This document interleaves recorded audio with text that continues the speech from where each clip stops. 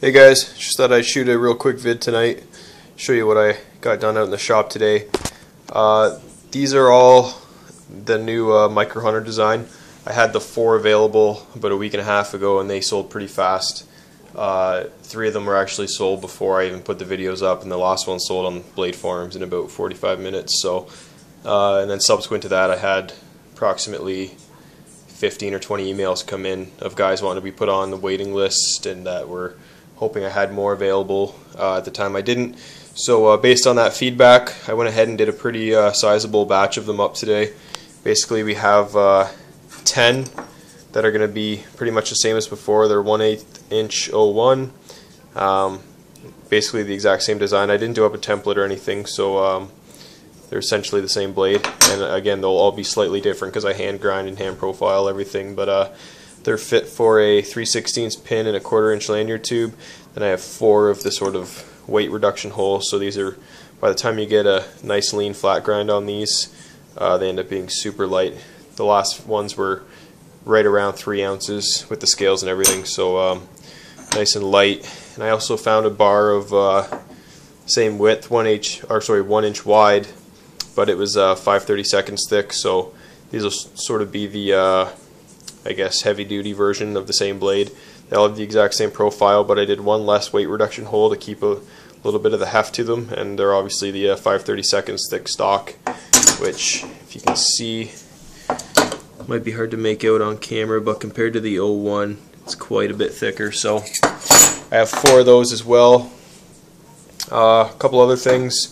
This is sort of my first going to be my first attempt at a sort of dagger style knife, so it's going to have 4 bevels total, 2 on each side with the ridge up the middle, so, and it'll be sharpened on both sides. So the standard, what you see on dagger sometimes, the sort of coffin shaped handle, and then I have the sort of flared in here, and then I'll use a Dremel and I'll leave about a 1/4 inch here and then Dremel little grooves in there, so you got sort of a small guard there as well, so your fingers don't slip up onto the edge. But just sort of a novelty thing, something I wanted to try for a while.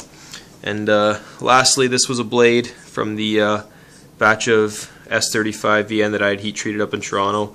It had a weird blade shape before. I didn't really like it, and it was just sort of hanging on the wall for a while. And today I was messing around with it, and I finally got it to a shape that I like. So you can see it has a nice nice swedge up at the top there, unsharpened, but nice and even. Just sort of gives it that aggressive look. Really nice satin bevels, nice and symmetrical.